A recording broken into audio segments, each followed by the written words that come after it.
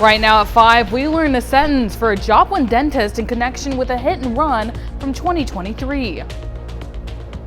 And showers and thunderstorms pushing through the area this morning. More on the way. We'll have a look at your forecast coming up.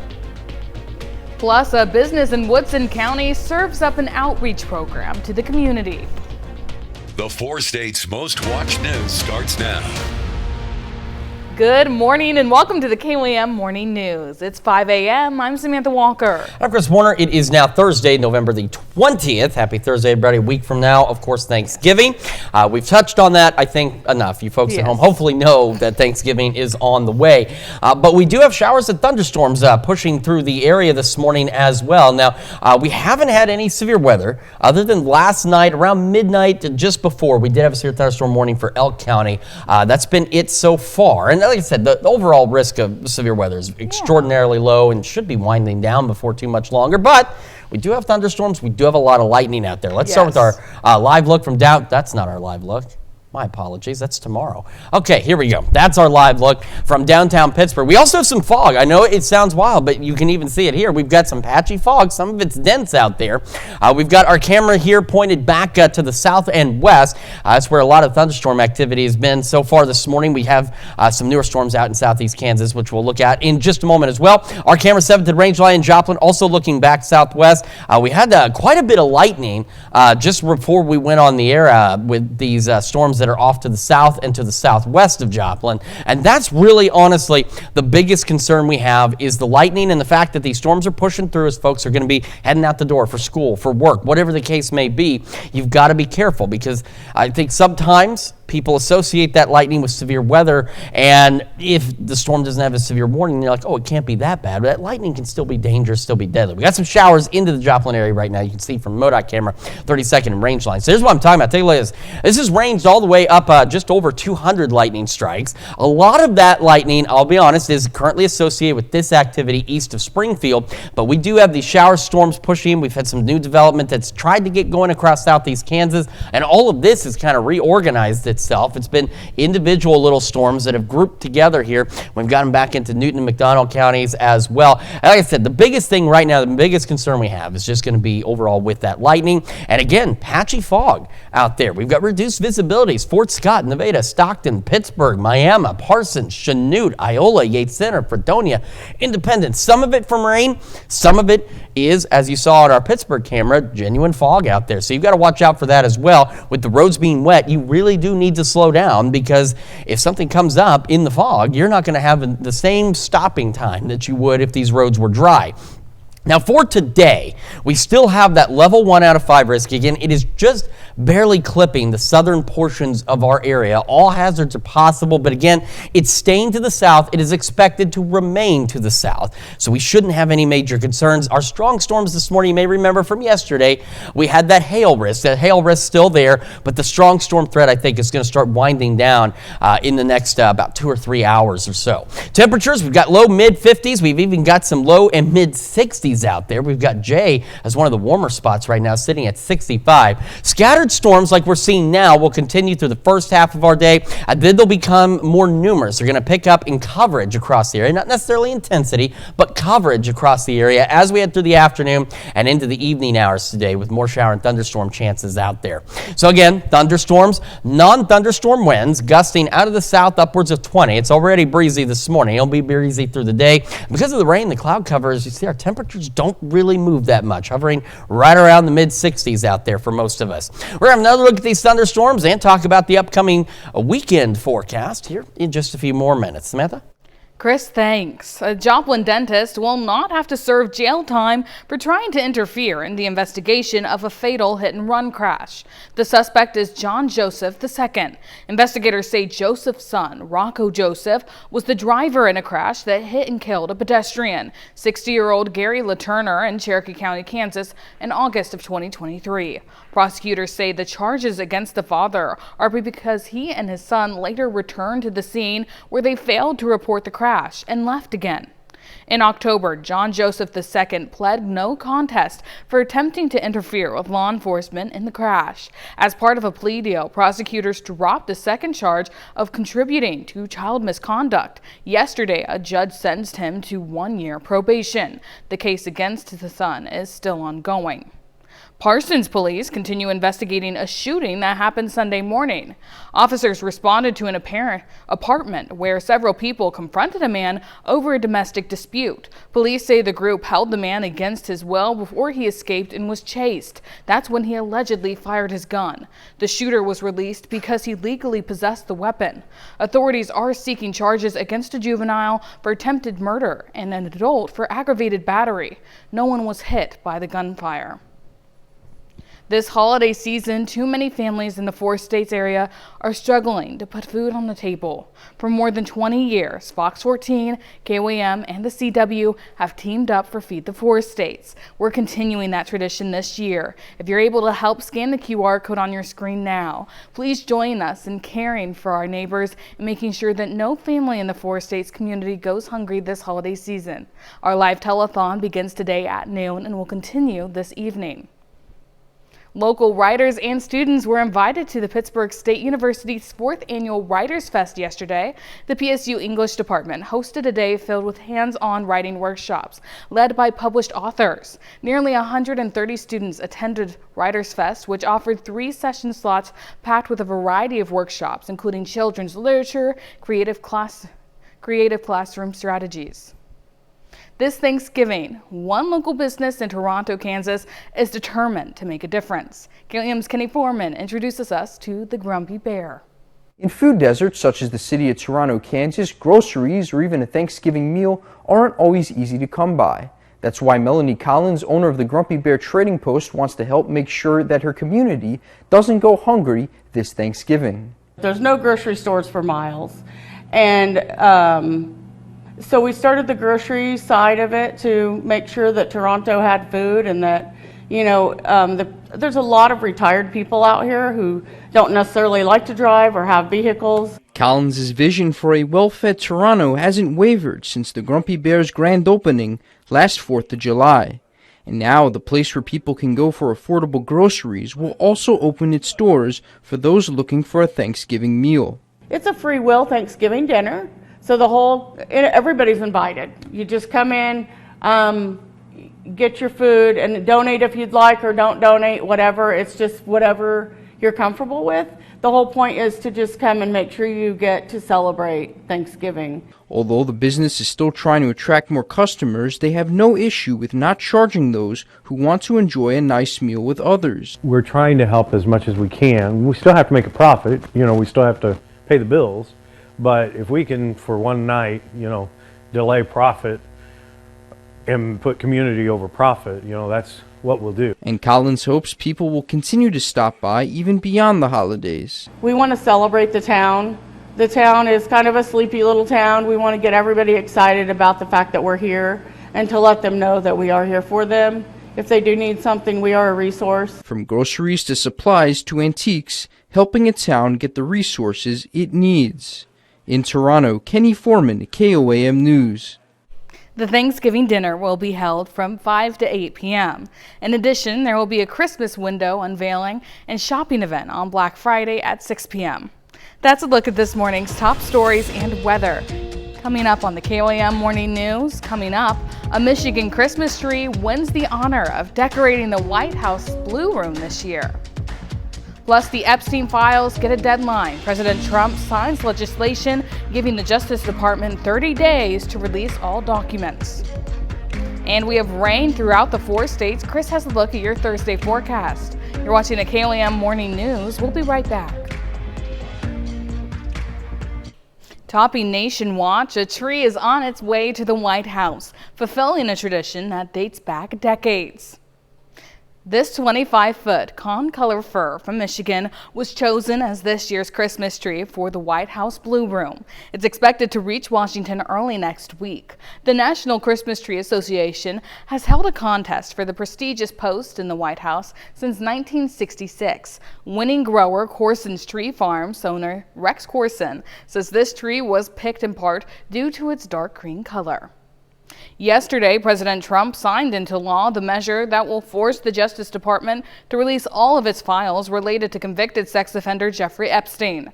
As Erica Brown reports, this comes after months of political pressure and after a near unanimous vote in the House earlier this week.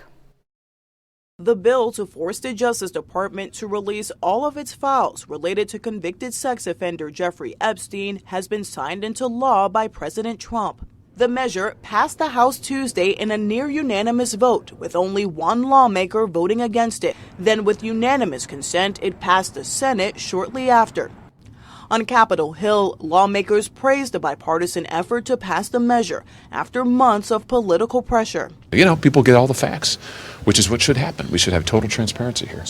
We'll keep the pressure up, pressure on the DOJ to release the full, unredacted files. No hiding, no game playing, no covering up.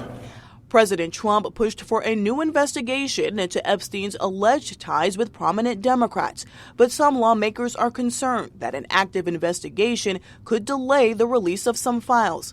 Attorney General Pam Bondi promised transparency. We will follow the law. The law passed both chambers last evening, but we will continue to follow the law, again, while protecting victims, but also providing maximum transparency. Now that the president has signed the bill, the Justice Department will have 30 days to release all of the Epstein files. Erica Brown, CBS News, Washington. While the Attorney General does promise transparency, she does have the authority to withhold or redact information that could interfere with a federal investigation. Well, still to come, Oscar buzz builds for a film you haven't seen yet. Steven Spielberg's Hamnet generates award season excitement before its theater release. Plus, we have rain throughout the next couple of days. Chris has a look at your Thursday forecast. Shakespeare heads to the big screen as Weird Al prepares to hit the road. Gwen Baumgarten has your Eye on Entertainment report. It hasn't even been released in theaters, and yet Steven Spielberg's latest production, Hamnet, is already garnering award season buzz. I'm interested in the animal side of Shakespeare because look at the play he writes. There's something very primal about him. The fictional film follows William Shakespeare and his wife after the death of their young son. Hamnet premieres to limited audiences next week. From Asteroid City to the Grand Budapest Hotel, fans are stepping into the world of Wes Anderson. This exhibition in London showcases hundreds of props, costumes, storyboards, and scripts from the director and his award-winning films. They create this very immersive, very crafted environment. And that's why I think people are so drawn to Wes Anderson films, because you're entering a new world. The exhibition runs through this summer. T-minus 1 week until Thanksgiving, and pop culture is taking to the skies. This year, Labubus have been massively popular, and soon they'll be massive, with this 16-foot-tall float to premiere at the Macy's Thanksgiving Day Parade in New York City. This character from Stranger Things is another new feature, along with this from Goldfish, which will become the smallest float in the parade's history. Mr. Yankovic! Looking to get a little weird in the new year? Look no further than Weird Al. The comedy artist just announced plans to extend his world tour. Tickets for the bigger and weirder 2026 tour go on sale Friday. That's your Eye on Entertainment. Gwen Baumgartner, CBS News, Los Angeles. As someone who was raised listening to Weird Al Yankovic, I may be pretty excited about that. Well, now here's Chris with a quick look at your forecast. Yeah, we have got some patchy dense fog out there. We have showers. We have thunderstorms pushing through the area, and they're going to stick around through the entire day. Got a complete look at your forecast when the KOAM Morning News returns. Time now, 5:19. We'll be right back.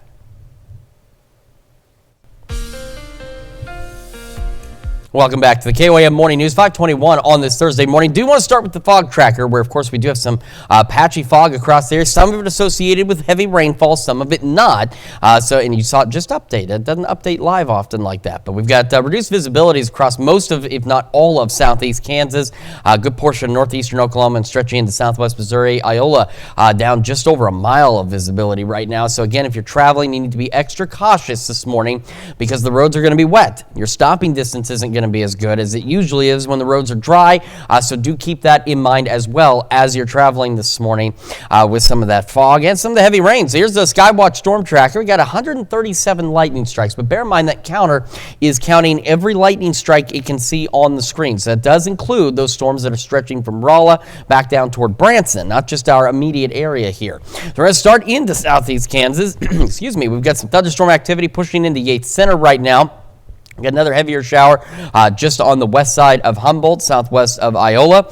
We're going to head back off to the east. We've got this other storm that is our shower really to the east of Chanute, now down near Stark.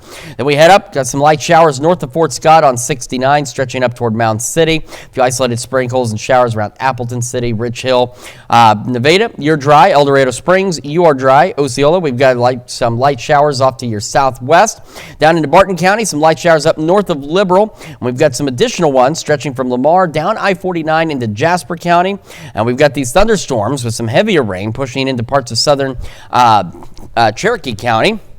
And heavy rain really through Ottawa County as well. So we've got Chautauqua, Baxter Springs, Miami, Welch, Fairland, Seneca. It's right on your back door. Neosho, you just got through some of the heavier rain. Goodman, Stella, Pineville, McDonald County getting hammered with some storms right now as well. And so the lightning strike counter, again, it's counting whatever is in what you see there. So there's 19 lightning strikes just in this zone. Then we head over to Cassville, Jenkins, Shell Knob, just to the north of Seligman. We've got showers, thunderstorms, some very heavy rain with some of these storms as well, stretching back toward Grove. Then a few of these storms trying to get going around Chelsea and to the in between really Nowata and Veneta as well into Craig County. So right now, again, we could still get some strong to low grade severe thunderstorm activity with this morning. Again, and hail is going to be the primary concern with any of the stronger storms. The biggest concern we have is going to be with that lightning. We're heading out the door. We're getting ready for work, getting ready for school. Lightning is going to be the biggest issue, and that's really going to be the biggest issue all day. So you've got to be cautious. Remember, the lightning's still dangerous, still deadly. It does not matter if these storms are severe or not. You still want to be careful out there. So again, we also have that level 1 out of 5 risk just barely clipping the southern portions of our area. It hasn't really changed much since yesterday. It is not expected to move any further north than where it is. All hazards are possible, but right now it's really confined down south of us. If that changes, we of course will let you know, but it really hasn't been much change to that outlook since yesterday. So storms are still expected to be scattered, like what we're seeing now. They're pretty scattered. They're going to remain scattered through the first half of the day. But as we head into the afternoon, we get this warm front lifting north. The low pressure system begins to approach. We'll start to see more organized thunderstorm activity. And these are the ones that could be a little stronger to our south. They should not be as strong by the time they get here. But again, we'll monitor that for you. These showers and storms become much more widespread. So that drive home, heading home from school, heading home from work, heading out to maybe grab dinner from somewhere, we're going to have thunderstorms, some heavy rain possible. Of course, that lightning, again, the big concern out there.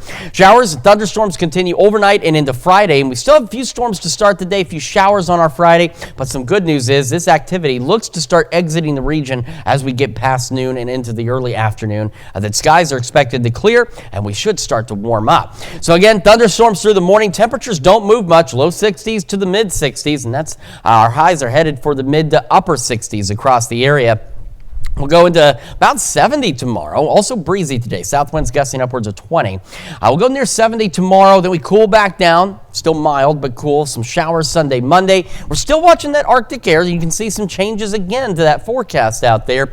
Still going to get cold at some point next week. We just got to see how cold it's going to get. And we'll have, of course, better information over the next several days. That is the check out your forecast. We're going to send it over to Samantha now with Health Watch.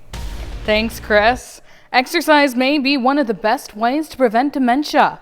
That's according to a new Boston University study. Found people with the highest levels of physical activity during midlife and old age had a more than 40% lower chance of developing dementia. People who only exercised before the age of 36 didn't get the same benefit. Researchers say that shows how critical it is to stay fit throughout your entire life. Ultra-processed foods may cause young adults to snack even when they're completely full. Researchers at Virginia Tech found people ages 18 to 21 are particularly vulnerable to the negative effects of ultra-processed foods. Snacking when you're not hungry is linked to weight gain, and recent studies predict 1 in 3 young Americans will be obese by the year 2050. Have you heard the term California sober? It's a trend where people give up alcohol in favor of marijuana. A Brown University study found using cannabis actually decreases the craving for alcohol and leads to people drinking less in the short term. Researchers caution the results do not mean cannabis should be a substitute for alcohol, as cannabis, like alcohol, can be addictive. Imagine watching the world you've always known start to fade away. According to the CDC, about 7 million people in the United States have vision impairment. That includes 1 million with blindness.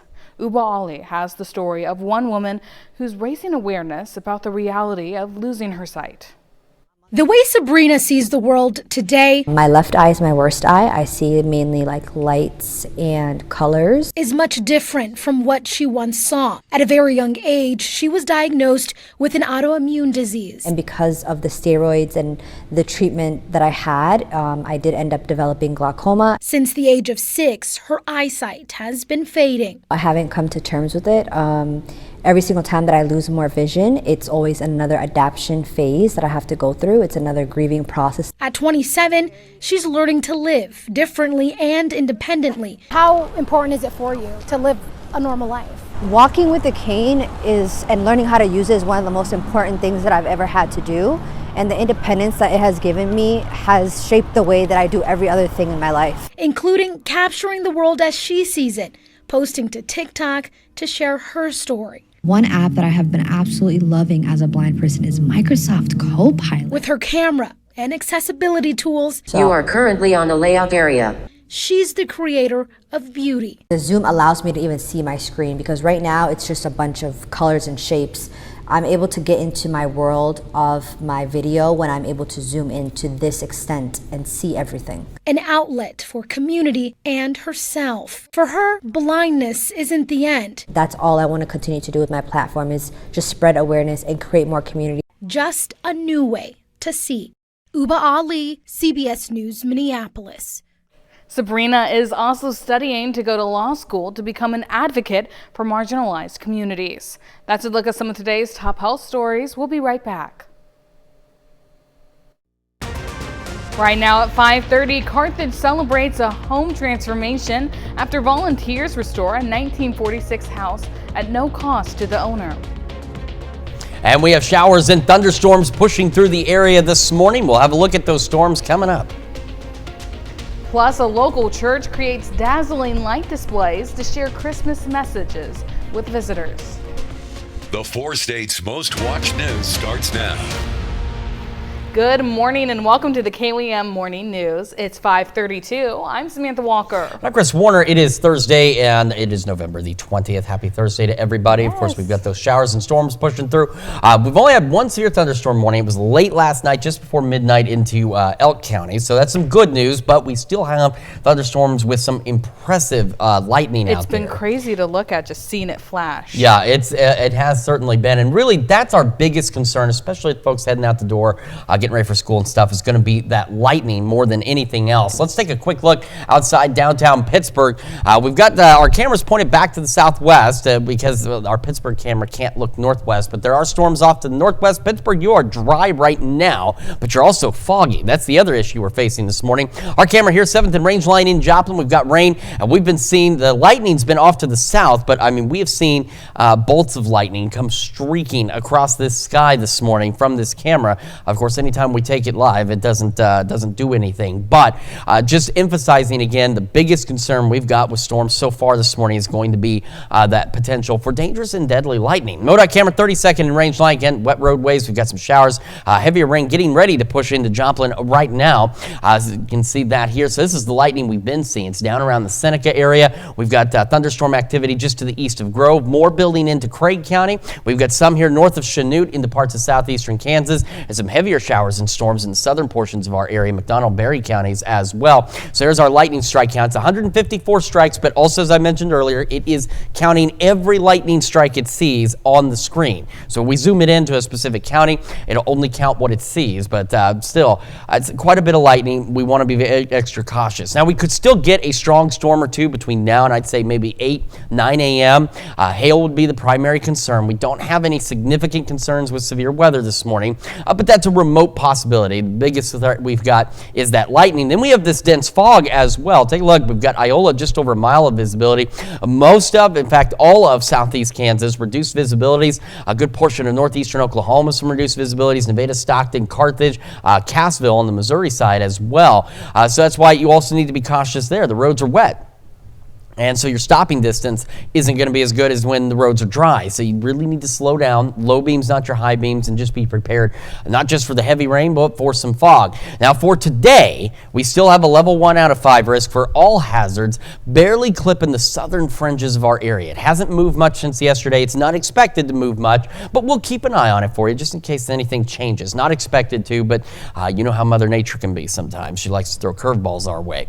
As for right now, temperatures, low mid-50s for a good portion of the area. Get a little further south and east, we've got low mid-60s. Jay was the warm spot earlier at 65, and now you're up there with Bentonville, both at 64. Iola and Fort Scott, the cooler locations, both at 51. Storms are scattered this morning. They're expected to stay that way into the late morning, early afternoon before this warm front comes up north with the approach of this low pressure system. Then we'll get new thunderstorms. And these storms are the ones that will be strong down to our south. They shouldn't be as strong by the time they get here, but still frequent lightning, heavy rain a possibility, and these will continue to increase in coverage as we head through the evening and overnight. So your commute home from school, from work, lightning again going to be the major concern that we have. Thunderstorms throughout the day, temperatures not moving much, hovering low to mid 60s for most of us. We'll have those south winds, non-thunderstorm winds, gusting upwards of 20 miles an hour. We'll continue to track these storms. Of course, if any of them do intensify, we'll certainly let you know. We'll talk about where they're headed, how long they're going to last, and how our weekend is looking here in just a few more minutes. Samantha? Chris, thanks. A Carthage family celebrates a home transformation thanks to local volunteers. Vision Carthage held a ribbon cutting yesterday for its another completed restoration project on West Central Avenue. The Restoration Carthage program has transformed 65 homes since 2016. Through the program, volunteers and skilled workers partner with local organizations to provide free exterior repairs to families in need. Yesterday's 1946 home received new siding and insulation at no cost to the homeowner. Whether you're a weekend photographer or a seasoned professional, the Spiva Center for the Arts wants to see your work. The Photo Spiva competition is now accepting submissions for its 50th year. KYM's Mitch Adams shows us why this could be your chance to shine. It's incredible to see the submissions we get every year because it truly depends on the juror. What photos are chosen. So if you're brand new, this could be something extremely cool for you to try as well. Don't be scared, don't be nervous. The Spiva Center for the Arts is accepting submissions for their Photo Spiva competition. The competition will be celebrating its 50th year, spending a half a century giving photographers a chance to compete nationally. Overall, in the 2025 exhibition, 20 states were represented. So this call for entry is open nationally. All U.S. states and its territories can enter. So again, amateur, professional, we want to see your work in your style, traditional, digital.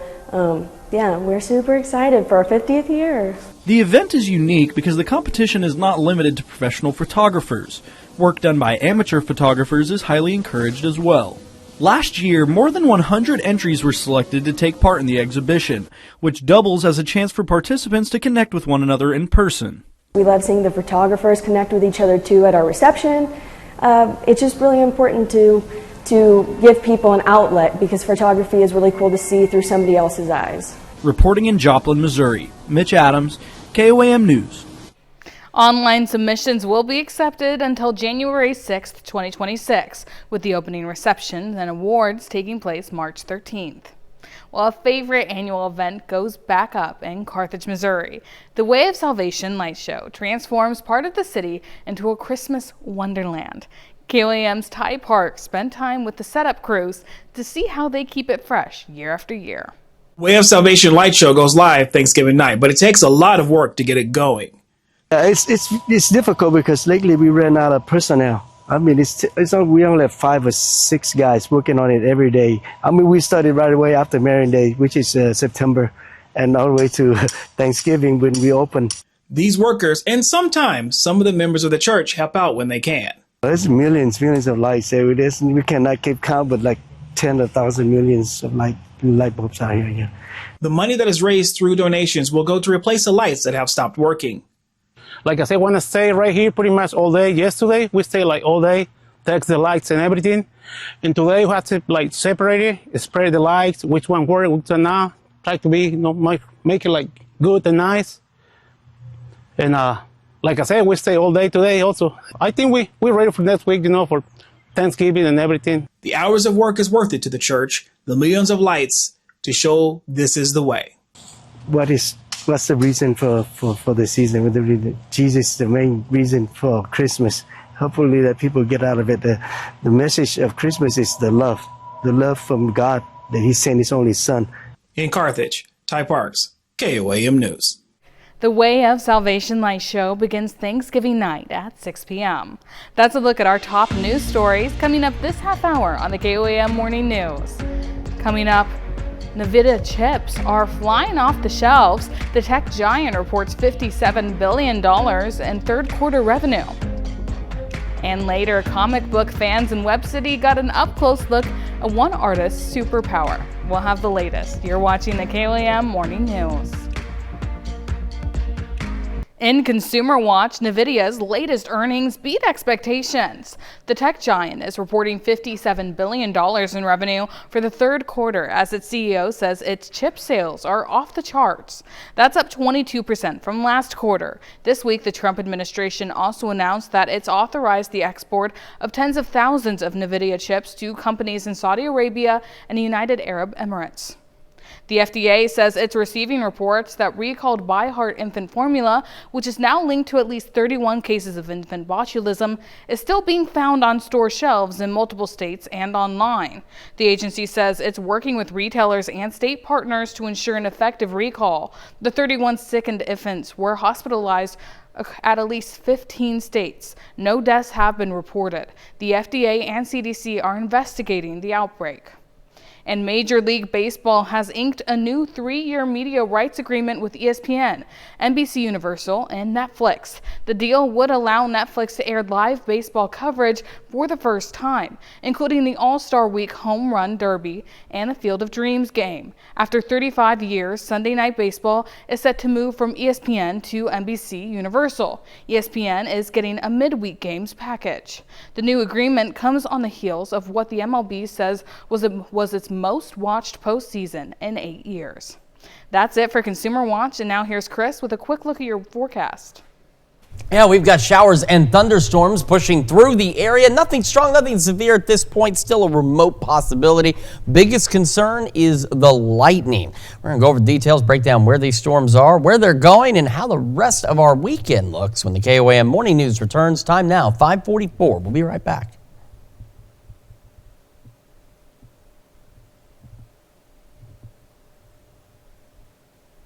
What can you expect to pay for this year's Thanksgiving meal? The answer in today's AgDay Minute. I'm Clinton Griffiths with today's AgDay Minute. The American Farm Bureau Federation says a traditional Thanksgiving meal will cost you less this year. As part of its 40th annual survey, it finds a table of classic dishes for 10 people will cost $55.18. Now that's down 5% from last year, but still higher than it was 4 years ago. It says 4 items dropped in price this year: the turkey, stuffing, fresh cranberries, and dinner rolls. However, sweet potatoes, along with whole milk and whipping cream, ended up. The report says demand for turkey outside of Thanksgiving continues to drop, with the average American consuming only 13 pounds of turkey per year, nearly 3 pounds less than 6 years ago. It looks like harvest is nearing an end. The USDA now reporting 91% of the corn crop has been harvested. For soybeans, 95% has met with the combine. Cotton, still a ways to go, with 71% now harvested, and winter wheat planting also appears almost done at 92%. And it appears folks in Taiwan love McDonald's milkshakes too. Fans lining up outside one store as they waited to try a milkshake that's returning to the menu after 9 years. Now, it's reported customers started lining up 3 hours before opening to secure the vanilla and strawberry flavors offered for a limited time in 9 branches across the region. For more Ag News, watch Ag Day weekdays on the station or get updates over at agweb.com. Now let's take it over to Chris with a quick look at your forecast.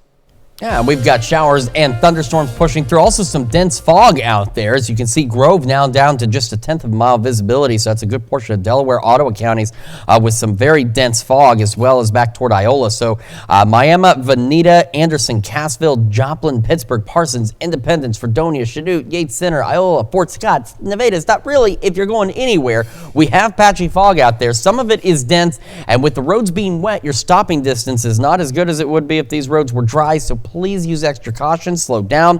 Low beams, not your high beams, and of course fog lights if you've got them. The other concern we have, while we still have between about now and I'd say 8, 9 at the latest, we could still get a strong storm or two. We haven't seen anything since just before midnight last night in terms of any kind of warnings. Our biggest concern is going to be lightning, but you can see at least right now the lightning trending downward. Even in the storms out from Rolla back toward Branson, we're down to now 100 lightning strikes, but you still need to be cautious. Let's take a look at some of these showers and storms. We're going to start with this one here that's just exited Yates Center, getting ready to push into Humboldt and Iola.